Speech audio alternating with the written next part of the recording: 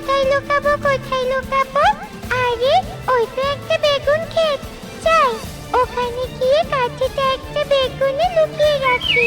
যেই ভাবা সেই কাজ।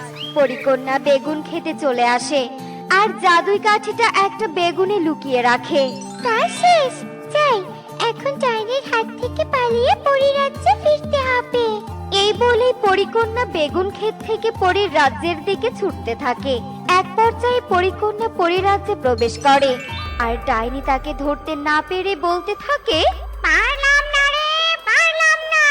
পরিকন্যা আজ বেঁচে ফিরলেও অন্যদিন আর বেঁচে ফিরতে পারবি না। তোর ওই জাদু কাঠি তো আমি নিবই নিব। পরিকন্যা কি হয়েছে?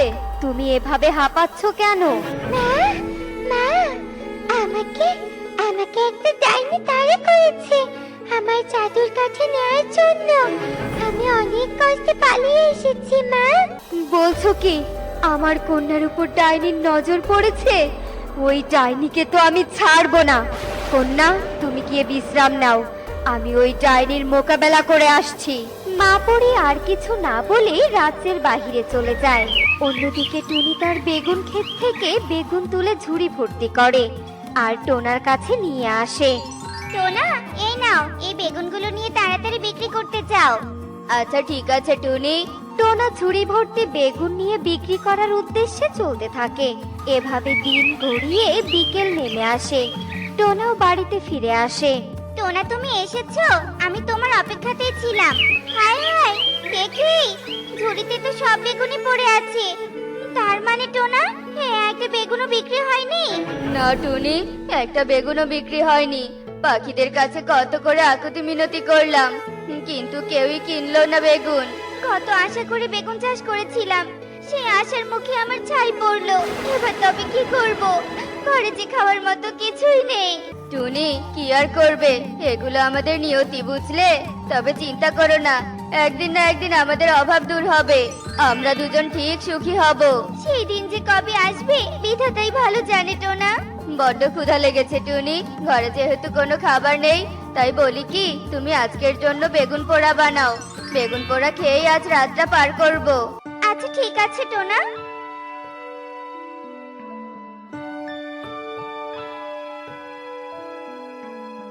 হায় হায়, এটা কি হলো? টোনা, টোনা দেখে যাও। কি হয়েছে টুনি, এভাবে ডাকলে কেন? এই দেখো টোনা, এই দেখো, এই কাঠিটা বেগুনের ভিতর থেকে বেরিয়েছে। টুনি এটা তো পরীদের হাতে থাকে, ওদের জাদু কাঠি এটা। কি বলছো কি? পরীদের জাদু কাঠি এখানে আসবে কি করে? আমার তো এই কাঠিটাকে সাধারণ বলে মনে হচ্ছে। তোমার বিশ্বাস হচ্ছে না তাই তো? দাঁড়াও, এক্ষুনি তোমাকে প্রমাণ দেখাচ্ছি। তুমি যদি পরীর জাদুকাঠি হয়ে থাকো তাহলে আমাদেরকে একটা সোনার গহনা প্রকট করে দেখাও। এমনটা বলার সাথে সাথেই জাদুই কাঠি একটা সোনার গহনা প্রকট করে। দেখলে দেখলে, সোনার গহনা প্রকট করলো। এবার বিশ্বাস হলো এটা পরীদের জাদুই কাঠি? হ্যাঁ হ্যাঁ, বিশ্বাস হয়েছে। টোনা, আমার মনে হচ্ছে কোনো পরী আমাদের বেগুন খেতে এটাকে রেখে গেছে। আমাদের এর অপব্যবহার করা উচিত নয়। আমরা যদি এর অপব্যবহার করি তাহলে এর মালকিন পরী অনেক কষ্ট পাবে। ঠিক বলেছ টুনি, পরী না আসা পর্যন্ত আমরা এই কাঠি বেশ যত্নে রাখবো। জাদু কাঠি, তুমি আমাদের কথায় যা প্রকট করেছো তা ফিরিয়ে নাও। টোনার কথা মতো জাদুই কাঠি তার প্রকট করা গহনা ফিরিয়ে নেয়। নাও টুনি, কাঠিটা আলমারিতে যত্নে রেখে দাও। টুনি কাঠিটা বেশ যত্নে রেখে দেয়। এদিকে মা পরী বাহিরে থেকে পরিরাজ্যে ফিরে আসে। মা পরীকে দেখে পরিকন্যা জিজ্ঞেস করে, মা, তুমি ওই ডাইনিকে খুঁজে পেয়েছো? শুধু খুঁজে নয়, ওকে ধ্বংস করে চলে এসেছি। কিন্তু এ কি কন্যা, তোমার হাত ফাঁকা কেন? জাদু কাঠি কোথায়? মা, জাদু কাঠিকে ডাইনির হাত থেকে বাঁচাতে আমি কাঠিকে এক পাখির বেগুনের খেতে বেগুনে লুকিয়ে রেখে এসেছি। কিন্তু ইতিমধ্যে কাঠির জন্য আমার মনটা কেমন জানি ছটফট করছে। মনে হচ্ছে কাঠি অন্য কারো হাতে পড়েছে। বলছো কি? চলো চলো, এক্ষুনি জাদুই আয়নায় দেখতে হবে কাঠি কার কাছে আছে। জাদুই আয়না, পরিকন্যার জাদুই কাঠি কার কাছে আছে, কোথায় আছে, জলদি দেখাও। আমার কন্যা, তোমার জাদুই কাঠি নিরাপদ আছে, আর সৎ পাখির কাছে আছে। তুমি তো জানোই, যদি পরীদের জাদুই কাঠি কোথাও হারিয়ে যায় বা অন্য কোথাও রাখে, তাহলে সেই কাঠি নিজেই গিয়ে ফিরিয়ে আনতে হয়। হ্যাঁ মা, আমি জানি। তাহলে যাও আর জাদুই কাঠি ফিরিয়ে আনো। ঠিক আছে মা, আমি এক্ষুনি যাচ্ছি। বলেই পরিকন্যা জাদুই কাঠির উদ্দেশ্যে পরিরাজ্য থেকে বেরিয়ে পড়ে। দাদা জানো কাল আমাদের সাথে কি ঘটেছে? না তো জানি না, কি ঘটেছে বলতো শুনি। কাল আমরা বেগুনের ভিতর পরীর হাতের জাদুই কাঠি পেয়েছি। বলিস কি রে? কাঠিটা এখন কোথায় আছে? আমাদের কাছে, আমাদের ঘরেই আছে। কি ব্যাপার দাদা, দাঁড়িয়ে পড়লে কেন? যাবে না খাবার খুঁজতে? না রে, যাব না। হঠাৎ করে আমার শরীরটা বড্ড খারাপ লাগছে, তুই একাই যা। ঠিক আছে দাদা, তুমি বাড়িতে গিয়ে বিশ্রাম নাও। এই বলে টোনা চলে যায়। আর কালু বাড়িতে এসে কাকুলিকে টোনার মুখে শোনা পরীর জাদুই কাঠির কথা খুলে বলে। জাদুই কাঠি? কালু, আমাদের ওই জাদুই কাঠি চুরি করতে হবে, তবেই আমরা ধনী হতে পারবো, বুঝেছো? বুঝেছি বউ, চলো চলো, এক্ষুনি গিয়ে ওই কাঠিটা চুরি করে আনবো। কালু কাকুলি তাদের কথা মতো টুনি টোনার বাড়িতে আসে আর সুযোগ বুঝে জাদুই কাঠিটা নিয়ে চলে যায়। পেয়েছি জাদুই কাঠি, হয়ে যাবো এবার ধনী। কালু, জলদি জলদি এই কাঠির কাছে সোনার মোহর চাও। হ্যাঁ হ্যাঁ, জাদুই কাঠি, আমাদেরকে সোনার মোহর দাও। এক থলে না, আরো চাও, আরো চাও।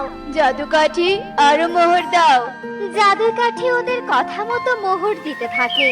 অন্যদিকে পরিকন্যা টুনি টোনার সামনে আসে। টোনা টুনি, তোমরা যে জাদুই কাঠিটা পেয়েছো, সেই জাদুই কাঠিটা আমার, ওটা আমাকে ফিরিয়ে দাও। হ্যাঁ হ্যাঁ পরি, ওই কাঠিটা আমাদের কাছেই আছে, তুমি দাঁড়াও, আমি এক্ষুনি এনে দিচ্ছি।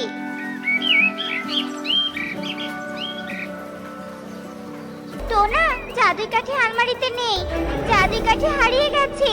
মিথ্যে, এটা মিথ্যে, জাদুই কাঠি তোমাদের কাছেই আছে। আমার জাদুই কাঠি আমাকে দাও, নয়তো তোমরা শাস্তি পাবে, এই বলে দিলাম। বিশ্বাস করো পরিকন্যা, জাদুই কাঠি এখানেই রেখেছিলাম, কিন্তু এখন খুঁজে পাচ্ছি না। মনে হয় কেউ চুরি করেছে। তোমরা লোভে পড়ে কাঠি লুকিয়ে রেখে অন্যের দোষ দিচ্ছ। দাঁড়াও, তোমাদের এক্ষুনি শাস্তি দেব। পরিকন্যা রেগে টোনাটুনিকে যেই শাস্তি দিতে যাবে, ঠিক তখনই সেখানে মা পরি চলে আসে। দাঁড়াও কন্যা, তুমি ভুল পাখিকে শাস্তি দিচ্ছ। টোনাটুনি ঠিকই বলেছে, ওদের ঘর থেকে কাঠি চুরি হয়েছে, আর সেটা দুষ্ট কালু আর কাকুলি চুরি করেছে। এত বড় সাহস ওদের! চলো মা ওদের কাছে, আমি ওদের কঠোর শাস্তি দেব।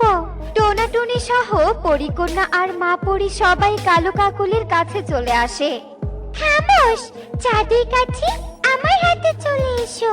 পরিকন্যার কথা মতো জাদুই কাঠি কালুর হাত থেকে পরিকন্যার হাতে চলে আসে। লোভী, তোরা আমার জাদুই কাঠির অসৎ ব্যবহার করছিস, তোদের আমি কঠোর শাস্তি দেব। কাঠি, ওদের প্রজাপতি বানিয়ে দাও। জাদুই কাঠি কালু কাকুলিকে প্রজাপতি বানিয়ে দেয়। পরিকন্যা, আমরা অন্যায় করেছি, আমাদের তুমি ক্ষমা করে দাও। তোদের ক্ষমা নেই, থাক তোরা প্রজাপতি হয়ে। টোনাটুনি, আমাকে তোমরা ক্ষমা করে দাও, তোমাদের মতো সৎ পাখিকে আমি ভুল বুঝেছিলাম। ছি ছি পরিকন্যা, এভাবে ক্ষমা চেয়েও না, আমাদের জাদুই কাঠিকে আরো যত্নে রাখা উচিত ছিল। তোমরা অনেক ভালো পাখি। এই যে সামনে মোহরগুলো দেখছো, এগুলো আজ থেকে তোমাদের। এবার আমরা আসি, ভালো থেকো। চলো মা। পরিকন্যা আর মা পরি টোনাটুনির কাছে বিদায় নিয়ে চলে যায়। এদিকে টোনাটুনি পরিকন্যাদের দেয়া মোহরের সাহায্যে বেশ সুখে শান্তিতেই দিন কাটাতে থাকে। মা, ও মা, সামনে তো বর্ষাকাল আসছে, আমাদের তো একটা ভালো ঘরও নেই। বৃষ্টি আসলে তো আমাদের ঘরটা ভেঙে যাবে, আর আমরাও বৃষ্টিতে ভিজে যাব। হ্যাঁ মা, দিদি তো ঠিক কথাই বলেছে, আমাদের একটা নতুন ঘরের খুব প্রয়োজন। মা, তুমি বলো না আমাদের কবে একটা নতুন ঘর বানাবে? বাবা রকি, তোরা কোনো চিন্তা করিস না, আমি ঠিক একটা ব্যবস্থা করব। তোদেরকে আমি কিছুতেই বৃষ্টিতে ভিজে যেতে দিব না। তোরা ঘরে থাক, আমি একটু বনে যাচ্ছি, দেখি কোথাও কোনো কাঠ পাই কিনা। মা টুকি, রকিকে দেখে রাখিস কেমন? আচ্ছা ঠিক আছে মা, আমি ভাইকে দেখে রাখবো, তুমি কোনো চিন্তা করো না। এরপর টুনি সেখান থেকে চলে যায় আর যেতে যেতে দেখতে পায় তোতা ও কবুতর সবাই নিজেদের বাড়ি মজবুত করে বানাচ্ছে। এসব দেখে টুনি ভীষণ চিন্তায় পড়ে যায়। কবুতর দাদা, তোমার নিজেদের বাড়ি নতুন করে বানাচ্ছো, আর এদিকে আমি ঘর বানানোর জন্য কোনো কাঠই খুঁজে পাচ্ছি না। হে সৃষ্টিকর্তা, এখন আমি কি করব? টুনি, তুই এত চিন্তা না করে বনে গিয়ে কাঠ খুঁজতে থাক, নিশ্চয়ই তুই কাঠ খুঁজে পাবি। হ্যাঁ কবুতর দাদা, আমি তাই করছি। এ কথা বলে টুনি বনের সবখানে কাঠ খুঁজতে থাকে, কিন্তু টুনি কোথাও কোনো কাঠ খুঁজে পায় না। তাই টুনি এদিক ওদিক তাকাতে থাকে। তখন টুনি কিছু কাঠ পড়ে থাকতে দেখে আর কাঠগুলোর সামনে এগিয়ে যায়। এই তো, আমি এখানে কিছু কাঠ খুঁজে পেয়েছি। আমি বরং এই কাঠগুলো বাড়িতে নিয়ে যাই আর নতুন করে একটা ঘর বানিয়ে ফেলি। একে টুনি, তুই এই কাঠগুলোর পাশে ঘুরঘুর করছিস কেন? আসলে সুখী দিদি, এই কাঠগুলো আমি এখানে কুড়িয়ে পেয়েছি। আমার আগের ঘরটা অনেক পুরনো হয়ে গেছে, তাই ভাবছি এই কাঠগুলো নিয়ে গিয়ে নতুন করে একটা ঘর বানাবো। না না, এই কাঠগুলো তুই নিতে পারবি না, কারণ এই কাঠগুলো দিয়ে আমি ঘর বানাবো। না সুখী দিদি, তুমি এমনটা করো না। এই কাঠগুলো তুমি আমাকে দিয়ে দাও, না হলে যে আমি ঘর বানাতে পারবো না। আর ঘর বানাতে না পারলে যে আমার ছানারা বৃষ্টির পানিতে ভেসে যাবে। আমি তোর কোনো কথা শুনবো না। আমি যখন বলেছি কাঠগুলো আমি নিব, তার মানে আমি নিব। এই কথা বলে সুখী পায়রা কাঠ নিয়ে সেখান থেকে চলে যায় আর টুনি কিছুই বলতে পারে না। টুনি মন খারাপ করে বাড়িতে চলে আসে। মা, তুমি খালি হাতে ফিরে এলে যে, কাঠ খুঁজে পাওনি? না রে মা, কাঠ খুঁজে পাইনি। যেটুকু কাঠ পেয়েছিলাম সেটুকু কাঠও সুখী দিদি আমার কাছ থেকে কেড়ে নিয়ে গেছে। তাহলে এখন আমাদের কি হবে মা? টুনি যখন তার ছানাদের সাথে কথা বলছিল তখনই জোরে বাতাস শুরু হয়। আকাশ পুরো অন্ধকার হয়ে যায় আর কিছুক্ষণের মধ্যে প্রচন্ড বৃষ্টি শুরু হয়ে যায়। আর বৃষ্টিতে টুনির পুরনো ঘরটাও ভেঙে যায়। একে, মা, আমি তো বৃষ্টিতে ভিজে যাচ্ছি। মা, আমাদের তো ভীষণ ভয় করছে। আরে তোরা ভয় পাস না, আমি তো আছি, তোদের কিচ্ছু হবে না। তোরা দুজনে আমার ডানার নিচে আয়, তাহলে আর তোরা ভিজে যাবি না। আয় মা, আয় রে বাবা, আয়। টুকি ও রকি টুনির ডানার নিচে গিয়ে আশ্রয় নেয় আর কিছুক্ষণের মধ্যে বৃষ্টিও থেমে যায়। মা, বৃষ্টিটা থেমে গেছে, কিন্তু আমাদের ঘরটা যে ভেঙে গেছে। এখন আমরা কোথায় থাকবো মা? তোরা কোনো চিন্তা করিস না, আমি তো আছি। আমি ঠিক তোদের জন্য একটা আশ্রয়ের ব্যবস্থা করব। তোরা বরং এখন গাছের নিচে বসে থাক, আমি এক্ষুনি আসছি। এরপর টুনি সাহায্যের জন্য ঈগলের কাছে যেতে থাকে। তখন টুনি পথে একটা লাল সিঁড়ি দেয়া বাঁশের ঘর দেখতে পায়। তা দেখে তো টুনি অবাক হয়ে যায়। ও মা, লাল সিঁড়ি দেয়া কি সুন্দর একটা বাঁশের ঘর! আমি তো এমন ঘর কখনো দেখিনি। কে থাকে এই ঘরে, দেখি তো গিয়ে। কে আছো? কে এই বাঁশের ঘরে আছো? দয়া করে বাইরে এসো। কি হয়েছে রে মা, তুই এভাবে ডাকছিস কেন? এ কি সাধু বাবা, আপনি? হ্যাঁ রে মা, আমি এই লাল সিঁড়ি দেয়া বাঁশের ঘরেই থাকি, কিন্তু তুই এখানে কি করছিস? আসলে সাধু বাবা, কাল বৃষ্টিতে আমার ঘরটা ভেঙে গেছে আর আমার ছানারাও বৃষ্টিতে ভিজে গেছে। আর এভাবে যদি প্রতিদিন বৃষ্টি হয় তবে তো আমি আর আমার ছানারা অসুস্থ হয়ে মরেই যাব। মারে, তুই এভাবে বলিস না, তুই চিন্তা করিস না, আমি তোকে সাহায্য করব। তোদের আমি বৃষ্টিতে ভিজে মারা যেতে দিব না। তোকে আমি এক্ষুনি আমার ঘরের পাশে লাল সিঁড়ি দেয়া বাঁশের ঘর বানিয়ে দিচ্ছি। তুই তোর ছানাদের নিয়ে এখন থেকে এই ঘরেই থাকতে পারবি। এ কথা বলে সাধু বাবা জাদু করে আর তার ঘরের পাশে একটা লাল সিঁড়ি দেয়া বাঁশের ঘর বানিয়ে দেয়। মারে, যা তোর ছানাদের এখানে নিয়ে আয়। তোর ছানারা হয়তো তোর জন্য অপেক্ষা করছে। সাধু বাবা, আপনাকে অনেক ধন্যবাদ। আপনার এই ঋণ আমি কখনো ভুলবো না। আমাকে ধন্যবাদ দিতে হবে না রে মা। কেউ বিপদে পড়লে তাকে সাহায্য করা আমার দায়িত্ব। এরপর টুনি টুকি ও রকির কাছে চলে যায়। টুকি, রকি, তোরা আমার সাথে আয়, আমাদের থাকার ব্যবস্থা হয়ে গেছে। কি বলছো মা? তুমি এত তাড়াতাড়ি কি করে টাকার ব্যবস্থা করে ফেললে? টুনি টুকি ও রকিকে সব কথা খুলে বলে আর সব শুনে তারা অনেক খুশি হয়। আর টুনি তাদের লাল সিঁড়ি দেয়া বাঁশের ঘরে নিয়ে যায়। আর পাশাপাশি লাল সিঁড়ি দেয়া বাঁশের ঘর দেখে টুকি ও রকি অবাক হয়ে যায়। মা, লাল সিঁড়ি দেয়া বাঁশের ঘর দুটো তো অনেক সুন্দর। এই দুটো ঘরে কি আমরা থাকবো?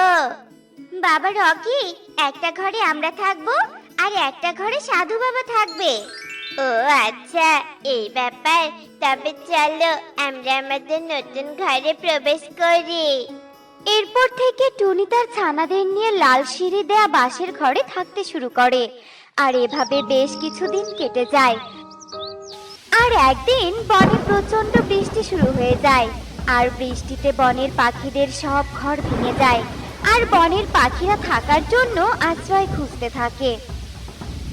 কবুতর, তোতা, আমাদের তো ঘর ভেঙে গেছে। আমাদের থাকার জন্য একটা আশ্রয়ের ব্যবস্থা করতে হবে। হ্যাঁ সুখী, তুমি ঠিক বলেছ। চলো আমরা দেখি কোনো ব্যবস্থা করতে পারি কিনা। এরপর তারা এদিক ওদিক আশ্রয় খুঁজতে থাকে। তখন তারা লাল সিঁড়ি দেয়া দুই বাঁশের ঘর দেখতে পায়। আর লাল সিঁড়ি দেয়া দুই বাঁশের ঘরের সামনে এগিয়ে যায়। একি টুনি, তুই এই লাল সিঁড়ি দেয়া বাঁশের ঘরে থাকিস? কিন্তু বৃষ্টিতে তো বনের সব পাখিদের ঘর ভেঙে গেছে। তাহলে তোর ঘর ঠিক আছে কি করে? এরপর টুনি সুখী পায়রাকে সব কথা খুলে বলে। আর সব শুনে সুখী পায়রা সাধু বাবাকে বলতে থাকে, সাধু বাবা, দয়া করে আপনি আমাদেরও সাহায্য করুন। আমাদের যে একটা থাকার জায়গা ভীষণ প্রয়োজন। না, তোরা সাহায্য পাওয়ার যোগ্য নোস। অন্যের বিপদে যে পাশে দাঁড়ায় না তাকে আমি সাহায্য করি না। সাধু বাবা, আমরা আমাদের ভুল বুঝতে পেরেছি। দয়া করে আপনি আমাদের সাহায্য করুন। টুনি বোন, তুইও আমাকে ক্ষমা করে দে। সেদিন তোর কাছ থেকে কাঠ কেড়ে নেয়া আমার একদম উচিত হয়নি। আমি আমার ভুল বুঝতে পেরেছি।